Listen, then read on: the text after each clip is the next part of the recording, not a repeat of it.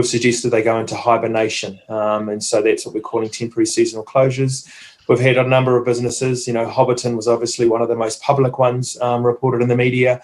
But again, all our motels, hotels, retail, hospitality have pretty much reduced service and staff. There's only essential services operating, as we know. But again, with alert level 3, we do see some opening up potentially in the hospitality sector for Waipa anyway. And then the last, obviously, implication for us is we have had a number of businesses who are permanently closing. Not only are these a loss definitely to the tourism industry to try and bring people back when we don't have products, but also particularly for those vulnerable communities where some of these operators have been going for many years. Thanks, Sam.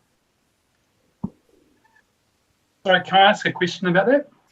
Sure. Have you got examples of what businesses are struggling and like who isn't closing, like who is closing and how it is impacting around the wider district?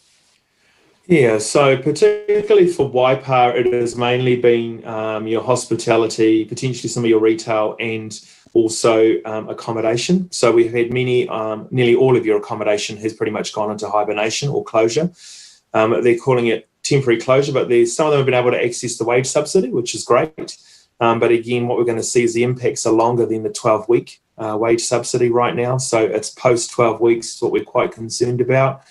We have been lobbying nationally, the government, and I think that's all sectors, not just tourism, around potentially extending the wage subsidy for 20 weeks, because it will take a lot to restart the tourism sector again. People's propensity to travel is quite low. We will travel locally and potentially we will travel intra-regionally, so staying within the region. But to try and stand up the domestic travel market is going to be a long haul. That we're looking at a 6 to 12 months recovery plan for that. Great. Lastly, look, I mean, no surprise here. This was just something we do for industries. People know where we all fit.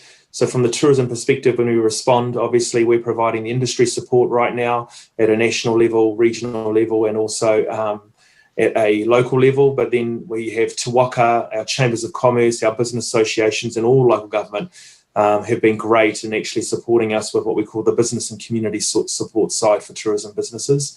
And then lastly, we're obviously partnered with the Civil Defence Network around providing welfare support, not just for tourism operators. Again, it's also been utilising tourism